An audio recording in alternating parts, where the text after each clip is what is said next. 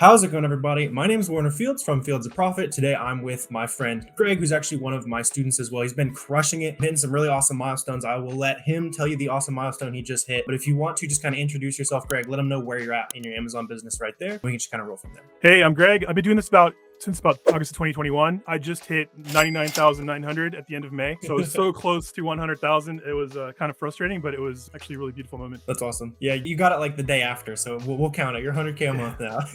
Yeah, on a screenshot, he was like 99.8 or something like that. I was like, man, you got to just liquidate something at that point. And that's Super awesome, close. though. Sweet. Yeah. So how long have you been kind of interested in Amazon? Like, when did you jump into it? Obviously, it's probably not happened overnight that you're hitting that, six-figure months. Yeah, I first discovered books in around 2018, actually, but I just kind of dabbled in it. Dabbled with some textbooks then and made a little bit of money. Had other things in my life after that. I kind of stopped. And then in 2021, I actually stumbled upon one of your videos. And I'd heard of OA, but I didn't realize that I could reasonably do it with like kind of a new account. I thought people had to like have an older account and had to be ungated and all these kinds of things. So it kind of opened my eyes to things, and I just went down the rabbit hole, and it's been good. That's awesome. Yeah. And in case this is your intro to Amazon, OA is just online arbitrage buying from Walmart.com, flipping it on Amazon, all that good stuff. And I started with books, I guess 2018 as well. So kind of similar time horizons almost. Would you recommend someone jump in with books now, or should they just skip straight to arbitrage? I'm not really keeping up with books so much anymore, but if you don't have much money, I could see it being a good thing. Probably going to like Goodwills or places like that, looking at older books, maybe book sales and stuff like that could get you some capital going. So that could be a good start. I had about $1,000 going into OA, and that got me going. If you have nothing at all, I could see that books could be a start. I mean, I would check with people who do it currently, but yeah, it seems like it's something that would still work. For sure. Yeah. I think it's a good low cost method like you're talking about. So you started your OA business, you're doing 100K a month. You just started with $1,000. Yeah, I mean, it Awesome. just kept compounding. Yeah. I did take credit cards and stuff and loans and stuff like that over the course of time. Yeah. Cool. Yeah. Yeah. But that's like a lot of people will jump in. It's like, oh, I need $5,000 or $10,000. But it's awesome that you've been able to, relatively short span, a couple years, already built a, substantial business off of just a little bit and taking loans and all that kind of stuff. I know that's something that a lot of beginners maybe do a little bit too early. When did you start taking on loans and that kind of stuff? I didn't take it right away. I had a couple of credit cards just for myself that I started using a little bit. I tried to be a little conservative with it, but FBA is a little slow. So, over time that built up and I was able to put more and more into it. And then when an Amazon loan actually did get offered to me, I did take it. And then I refinanced it a few months later. They actually offered a little more. So I did that a couple times too. That helped a lot. I know some people will go into FBM more early on, and that'll get them like making more money quicker, making more cash flow. For me, it was mostly FBA almost the whole way. So it did take a little bit longer, probably like about a year and a half or something like that to get to where I am. That's awesome. Yeah. Yeah. Just, learning the basics, getting comfortable with it, and then kind of leveraging those outside opportunities. The Amazon loans can be awesome too, because a lot of times like traditional lenders won't give us nearly enough to be worth it, but Amazon can look in there and see exactly how much we're selling. And I think right now I've got like a 200K loan hanging around there. I don't really need it necessarily, but they're throwing money at you after a while. So I'm sure you got some big offers headed your way too. Yeah, my last one I think was like around 30. It was like 45,000. I haven't taken it yet, but yeah, getting more and more substantial as I do it more. Those kinds of offers are obviously going to come to you as you spend more time on Amazon and like show that they can trust you and everything. For sure, for sure. Yeah, so just kind of walking us back into kind of the journey. So you're getting started with used books, all that kind of stuff. Do you maybe remember one of those like first couple flips that was like kind of like crazy, like a mindset shifter with the books, or maybe it took until arbitrage? I mean, I think the first book I sold was A Stranger by Camus. Like I had it lying around, and that actually sold, and I was like kind of surprised. I had it for a while, and then I started exploring more textbooks because of that. That was actually a pretty nice way to get started. I could see the seasonality and the Keepa charts, and that was kind of enlightening to me. Like seeing the Keepa charts and the predictability of it kind of reminded me of like stock trading and stuff like that. Yeah, for sure. That's what I was doing a lot of. Like I didn't go straight from books. I kind of went into like book arbitrage, like doing the online stuff. Sounds like with textbooks, you're doing a little bit of that. And it's really fun because you're probably way better at Keepa than a lot of other arbitrage guys, just because you're getting in the weeds and seeing like, how much more expensive do I think this used copy is going to be 6 months from now and all that kind of stuff. It's a lot of fun. Did you have any like super big, like awesome ROI flips that come to mind? I mean, I think the ROI was actually pretty good for textbooks. You can even probably still do this, like go online and find some cheap books online, just search for them and then get a pretty good ROI, maybe like 50%, maybe 100% in some cases, like way more than OA. But, for some reason it was getting harder. I think a lot of the publishers were cracking down at the time. I'm not sure if it's still a good viable business, but yeah, like it was actually pretty enlightening. There's some stock trading book. I don't remember the name of it, but it's worth a lot of money. Like people are like on the hunt for it still, I think. Oh yeah. I think I know what you're talking about. It's like $900 or like a few $1,000. I remember that being like the holy grail in a lot of like Amazon Facebook groups and stuff. That's funny. I remember finding one like a nursing textbook out at the thrift store for $1 and we sold it for $3.30. That's like the stuff you'll never get in arbitrage. That was awesome about kind of starting there. Yeah. So kind of going from the books and all that kind of stuff, I would assume you're growing a little bit slowly, not the most scalable business, but definitely worthwhile. As you were transitioning to online arbitrage, like what were those first couple things that helped you like actually find products? How were you looking networking, all that good stuff. Yeah, I took a break. So I just did the textbook thing a couple of seasons and then I stopped. When I actually found your video, I joined your guys' Discord and I immediately joined your leads list and a couple of I think I joined another leads list a little later, but I joined your leads list and that actually helped me understand like what kinds of products I could look for, the kinds of deals I could find and things like that. I know a lot of people talk about how leads lists will tank and they will, the leads from leads lists, but it does help you get the right mentality and understand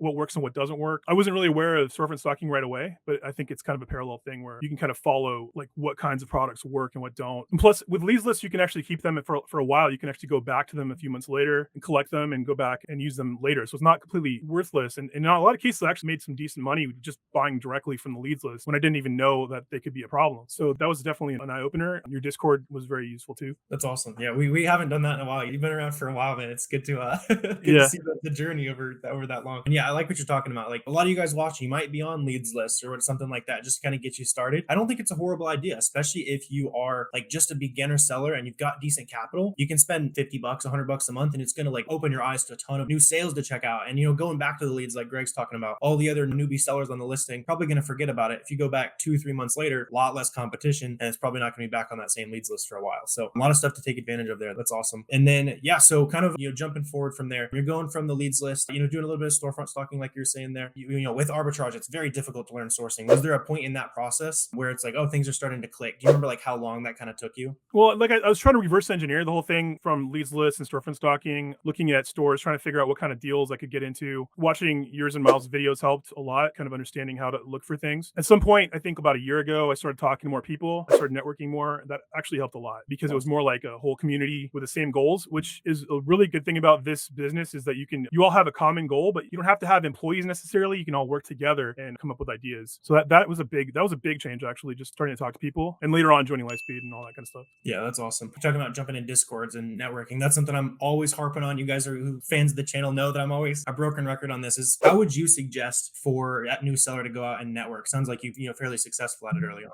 Yeah, I mean, I was in a couple of Facebook groups, but most of the stuff I did was on Discord. I haven't even tried Twitter or Instagram, but I just created an account, so I'll probably be active a little more now. But on Discord, just going to the Launchpad or Roadmap Discord is great. I mean, you can talk to plenty of people there. They all have the same goals. I think, people are pretty open to talking about things, and especially if you have some value to offer, it's a good way to get started. Yeah, for sure. Something that I think when I was talking with Reezy Resells, he said back in the day, you just be in Facebook groups, like answering random people's questions and like sliding into DMs based on that. So that's what I would suggest for most of you guys is if somebody asks a question in Discord or Facebook group, slide them a DM, answer it for them. And then, hey, you want to hop on Zoom, kind of work together, especially if you're at like similar sales levels. There's so much value in that. Like what Gregg was saying, like it's not cannibalistic. Like you're not going to be eating each other's businesses. We can all help each other, all get better as kind of a community. And that's what I really love about doing arbitrage. And yeah, just to, kind of answer another question that I think a lot of people watching this video will be wondering, for you to hit that 100K a month goal right now, how much time are you spending on the business? I'm actually spending a lot of time on the business. I'm spending most of my day on it, other than just my self-care and stuff like that, important things like that. Most of my time is spent on the business. I probably could have hired VAs earlier on, but I just hired my first sourcing VA recently and I'm working on that. And that's my goal. My goal is to outsource as much as possible and get, systemize everything. And that's one of the really appealing things about OA to me too. That's awesome. Yeah. Being able to scale that much without a virtual assistant is another thing that people kind of have that limiting belief. Like I need a team and all that kind of stuff. Like it's super awesome to see you guys kind of hustling, hitting those milestones without it. What kind of went into your decision where it's like, all right, even though I'm already succeeding, like, all right, I think I am ready for the virtual assistant. Like, would you have hired the virtual assistant before now as well? I probably would have. What kept me from doing it was just being caught up in the cycle of keeping the business going and not stopping for a minute. There's a lot of FOMO and like you want to buy as much as you can. You want to keep the machine going. So it's like you have to kind of stop things for a minute. Another thing for me is just organizing myself and making sure I'm more efficient so I can have that room. But I think it would be good. I think a lot of people could get into VA much earlier than I did. I gotcha. Yeah. Looking back, is there a point where it might have made sense, like sales wise, how much you're spending, something like that? I mean, I defer to you for that. Sure. Probably something like around 50K maybe. I don't know. Yeah. I'm just always curious, like now that you've been able to scale, like looking back, like would you have done anything kind of differently? It's always good kind of insight for those of you guys who are watching, trying to get that 50, 100K kind of milestones and all that. So as you're going sourcing, was there ever a moment, especially with arbitrage, you're going to stumble across the occasional product that's like an absolute home run? Did you ever have kind of a light bulb moment where it's like, man, Amazon can be a very serious, significant income for me. I'm all in. Yeah, I mean, it just made sense to me. I think one of the big things was that, especially OA is so scalable because I knew I could sell products. Once you understand that you can sell more than one, you can sell many of one product, you can keep repeating that over and over again. That was a huge enlightening thing for me. Like that made me realize that I could turn this into something much bigger. And over time, just committing to that and committing and to the process, like just committing to the process helps so much. And I think that's the way to go. And for me, that's the reason I'm sticking with it, and maybe going on to bigger things this year. Nice. Yeah. Yeah. That was something for me as well. Like coming from books, it's probably that same mindset where it's like, oh, I got to find another product and another product. But a lot of times with OA, you start building out that catalog. You've got your big leads list where everything you've ever bought is all on one list. And then suddenly you're not doing much sourcing. You're just kind of looking back at work you've done before. That's a lot of what our business is now, which is an awesome part. Another reason why Arbitrage is so scalable. Do you think there is kind of a common misconception? Was there a misconception that you had now that you've been able to grow a lot of Amazon beginners might have? I think one of the big ones is that it's oversaturated, which is, a limiting belief. I think there are a lot of limiting beliefs with it. It's really hard to see that when we'll deal with things like tanking and other problems in the journey, and you just kind of have to trust the process and that'll work. It really helped for me to understand that people were doing well. And talking to people who were doing better than me. That helped me a lot to really understand that it's possible. Yeah, that's awesome. Kind of breaking that scarcity mindset. I love that. Within that thread, is there anything like within Amazon? You've been doing the game to some degree for 5 years now. Is there any like significant changes? Like where do you see the landscape of Amazon 5 years ago versus now? Yeah, I mean, I dabbled in it back then, but I think it was a little more free flowing. There probably were less sellers in a lot of the products that we're selling now. As far as I can tell, it's such a dynamic market. People are always adapting to it. And as long as there's a community to talk to and people you can communicate with about ideas and how to adapt to things, I think we'll be fine. You know what I mean? Yeah, I agree. It's always just about keeping your ear to the ground, all that kind of stuff. Like if you're hustling alone, it's going to be so much harder than going out. And even if you, struggle to put yourself out there, like it's going to be so much harder to do it alone rather than having a couple guys to, share the journey with and all that. Yeah. And so kind of looking back on the Arbitrage journey a little bit, you're going from leads list, finding a couple products here and there. Was there anything that you had to forget about, you had to ditch from that phase of the business so that you could, not limit yourself and hit the 100K a month scale? Yeah, I started using spend goals. That really helped me a lot. When I did that, it's very different than when you start out when you can just buy a few items here and there. Even from a leads list, you don't usually end up buying a ton from leads lists, especially because a lot of them will tank in the end. So yeah, that was a huge one for me. And I actually got that from one of your videos as well, I believe. So at some point when I was around 20 or 30K, I just decided to start setting regular spend goals, and that really helped a lot. Yeah, it's awesome. It's just a good way to kind of, force yourself, even if it's like a weekly spend goal, like I have to meet this goal. Like it's the easiest thing to make sure your business is on track is spending good dollars. And it's a good way to kind of stay on track there. So, obviously you've been able to build a very successful business at this point. What is holding you back now from hitting the 200K, 300K milestone? Yeah, it's definitely my time at this point. So that's why I started hiring people. It was a very desperate move at this point. I need to get more outsourced. I need more help with that kind of thing. So in just kind of the same way that we help each other out as a community, like getting help really helps for your own business as well. So for me, once I free up more time, I'll be able to do more on my own, and I think that will increase things for me as well. So yeah, that's the big one for me, is to hire more VAs, have more of a team. For sure, yeah. And unsolicited advice here, sort of. Obviously, I think like going in with the sourcing VA is a great idea at your scale, and kind of seeing you be able to progress over time. You should probably also add an admin to the team. They're probably going to be picking up a lot of stranded and ungating and all that kind of stuff. And I was also able to find a lot of extra things that we were able to do. So you're probably at 100K, you're running into a lot of order cancels and that kind of stuff. So she's able to help us out with all that. So yeah, there's going to be a lot of things that you'll be able to kind of add on to your team. And now that you've reached the scale, you know what you're doing. I would very much encourage you to go out and build the team, all that kind of stuff. I appreciate you like hopping on the channel and stuff as well. Is there any questions you have for me about team building? There's probably a lot of people watching this video might be wondering the same thing as well. Yeah, you suggested that an admin VA would be good. Yeah, what would you do after that? Would you get more sourcing VAs?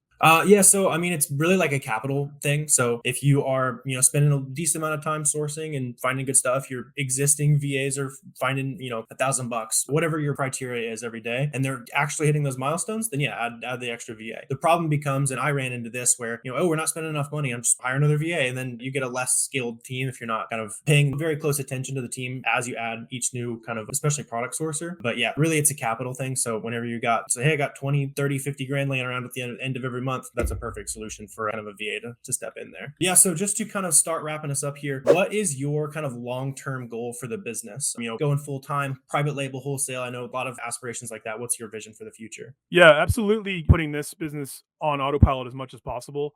Basically, like we talked about, hiring VAs to run more of it for me and automating it as much as possible, maybe experimenting with software and stuff like that too. And then from there, definitely I'm interested in wholesale this year. Yeah, that's awesome. We're kind of dabbling in that a little bit. And the OA stuff is always bread and butter. It's super high ROI. And then that wholesale stuff's been a nice place for us to, dump whatever leftover funds we got into some POs and that kind of stuff. It's a very good, maybe in my opinion, it's maybe one of the best cash flow businesses on kind of anyone can run at the moment. So definitely can see you crushing that. For the beginner watching this video, they've got $0 in sales, $1,000 in sales. What's your soapbox pitch? What should they go do to go take action and start taking this thing seriously today? Yeah, I think you nailed it with take action. That's definitely something you should do. I also think you should be curious and try to learn as much as you can, try to absorb as much information as you can, because Amazon is changing so fast. If you don't keep up with it, you'll get lost in the whole shuffle. So talking to other people, learning from them, learning from all the content you can, taking a course, like the roadmap's great. I'd also recommend Chris Grant. Like, you guys are awesome at what you do. So I would definitely do that. I would definitely build a community and just take action. Yeah, that's awesome. Appreciate the vouch as well. And I know you're also working on some social media. If you guys are wanting to reach out to Gregg, ask him some questions. Maybe you're at the similar sales level and you guys want to hop on Zoom with Gregg. Where can they go find you? I just created a Twitter and Instagram, Empirical FBA. I guess you'll put that in the bottom, or yeah, we'll put that link down below so you guys go drop a follow Gregg's way. Really appreciate you hopping on the channel. If you guys did get value out of this video, you want to share that value back with me. If you could hit that subscribe button, would really appreciate that. Also, let me know if you have any questions or comments, anything like that. Drop those in the comment section. Super happy to answer those for you guys. Really appreciate you hopping on the channel, Gregg. Good to see you. I really appreciate you guys watching this video, and I will see you next time.